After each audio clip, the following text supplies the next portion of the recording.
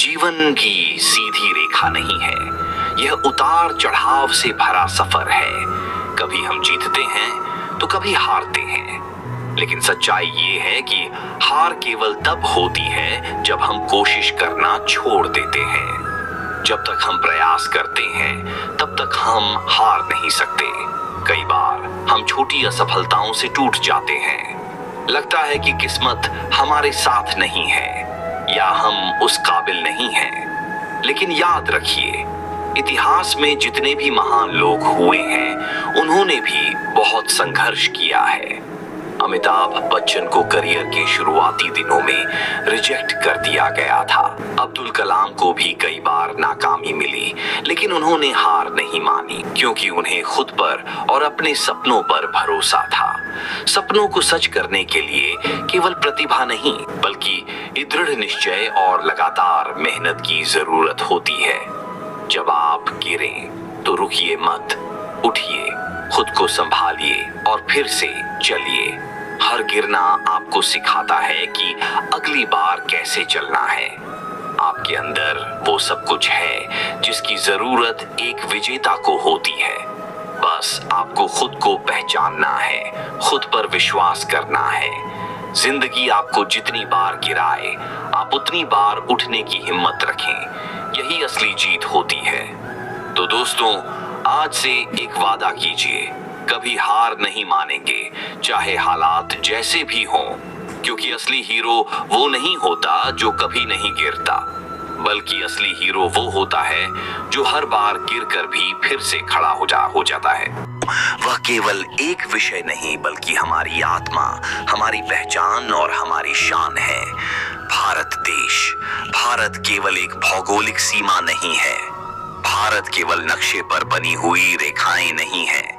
भारत एक भावना है, एक संस्कृति है, एक इतिहास है और सबसे बढ़कर यह करोड़ों लोगों का सपना है। यहाँ की मिट्टी में बलिदान की खुशबू है, यहाँ की नदियों में आशीर्वाद बहता है, यहाँ की हवाओं में ऋषियों का तप और योद्धाओं का पराक्रम बसा हुआ है।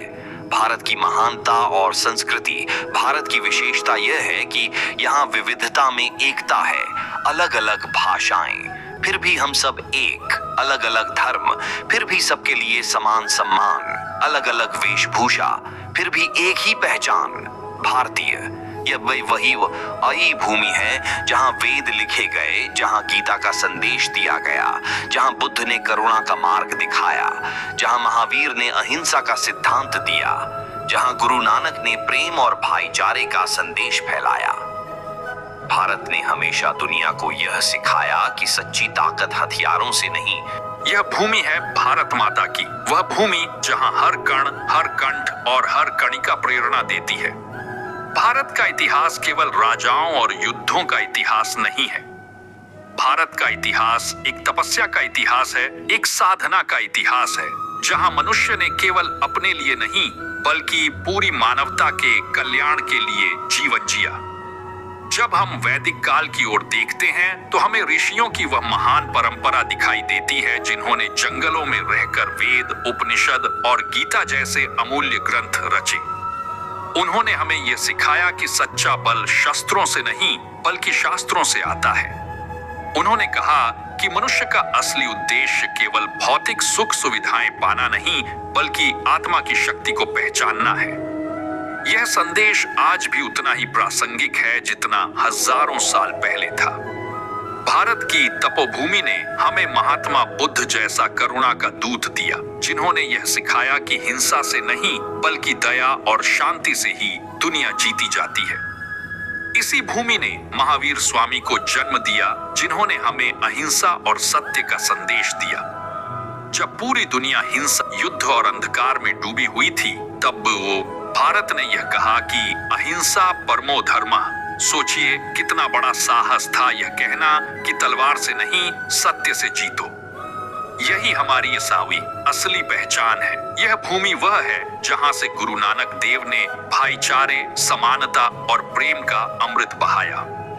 यही वह भूमि है जिसने कबीर और तुलसीदास जैसे संतों को जन्म दिया, जिन्होंने समाज को अंधविश्वास और जात पात से उठाकर प्रेम और भक्ति की राह दिखाई। और यही वह भूमि है जिसने स्वामी विवेकानंद जैसे युग पुरुष को जन्म दिया, जिन्होंने पूरी दुनिया में भारत का परचम लहराया और कहा कि उठो, जागो और लक्ष्य प्राप्त होने तक मत रुको। लेकिन भारत का इतिहास केवल संतों और ऋषियों का ही नहीं, बल्कि वीरों और बलिदानियों का भी है। यह वही भूमि है जहां महाराणा प्रताप ने हल्दी घाटी में अपने प्राणों की बाजी लगाकर स्वतंत्रता की रक्षा की। यही वह भूमि है जहां शिवाजी महाराज ने स्वराज्य की नींव रखी और हमें यह दिखाया कि सच्चा राजा वही है जो अपनी प्रजा के लिए जीता है। यही भारत है जिसने झांसी की रानी लक्ष्मीबाई जैसी वीरांगना को जन्म दिया, जिसने उदय अंग्रेजों से लोहा लेते हुए यह साबित किया कि भारत की नारी केवल कोमल नहीं बल्कि अदम्य साहस की पौंडी प्रतिमूर्ति है। जब हम स्वतंत्रता संग्राम की ओर देखते हैं तो यह भूमि प्रेरणा की गंगा बन जाती है। भगत सिंह की मुस्कुराती शहादत हमें यह याद दिलाती है कि देश के लिए जीना और मरना सबसे बड़ा धर्म है। चंद्रशेखर आजाद की आवाज आज भी गूंजती है कि आजाद थे, आजाद हैं और आजाद ही रहेंगे। नेताजी सुभाष चंद्र बोस का वह आह्वान, तुम मुझे खून दो मैं तुम्हें आजादी दूंगा, आज भी युवाओं के रगों में जोश भर देता है। महात्मा गांधी का अहिंसात्मक आंदोलन यह सिखाता है कि दुनिया की सबसे बड़ी ताकत सत्य और अहिंसा है। भारत की तपोभूमि केवल प्राचीन और स्वतंत्रता संग्राम तक सीमित नहीं है, आज भी यह भूमि प्रेरणा देती है। विज्ञान और तकनीक में भारत ने जो प्रगति की है वह हमारे आत्मविश्वास और परिश्रम का परिणाम है। चंद्रयान और मंगलयान केवल विज्ञान की उपलब्धियां नहीं है, बल्कि यह संदेश है कि भारत का आकाश अब सीमित नहीं रहा। आज भारत दुनिया को योग और ध्यान के माध्यम से मानसिक शांति दे रहा है। यह केवल एक परंपरा नहीं बल्कि पूरी मानवता के लिए जीवन का मार्ग है बेटे। लेकिन साथियों, यह भी सच है कि इस महान भूमि के सामने चुनौतियां भी हैं। गरीबी, अशिक्षा, बेरोजगारी और भ्रष्टाचार हमारे सामने दीवार की तरह खड़े हैं। परंतु याद रखिए, इस भूमि के इतिहास ने कभी हार नहीं मानी। जब जब अंधकार गहराया है तब तब किसी न किसी महापुरुष ने दीपक जलाया है।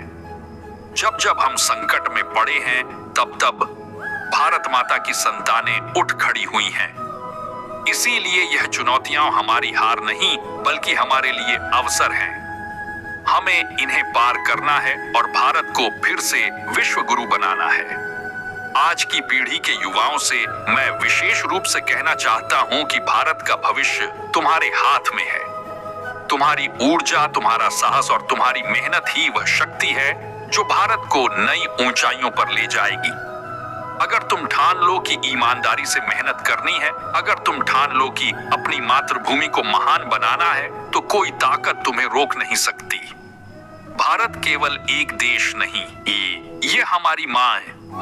जिस तरह माँ अपने बच्चों को बिना किसी स्वार्थ के प्यार देती है, वैसे ही यह भूमि हमें सब कुछ देती है। अब हमारी बारी है कि हम इसे कुछ लौटाएं। हम अपने कर्मों से, अपने परिश्रम से, अपने त्याग और सेवा से इस माँ का मान बढ़ाएं। आइए आज हम सब मिलकर यह संकल्प लें कि हम भारत की उस परंपरा को आगे बढ़ाएंगे जो हमें तप, त्याग और सेवा सिखाती है। हम अपने जीवन को केवल अपने लिए नहीं बल्कि समाज और राष्ट्र के लिए जिएंगे। हम अपने अंदर वह अग्नि जगाएंगे जो हमें हर कठिनाई से लड़ने की ताकत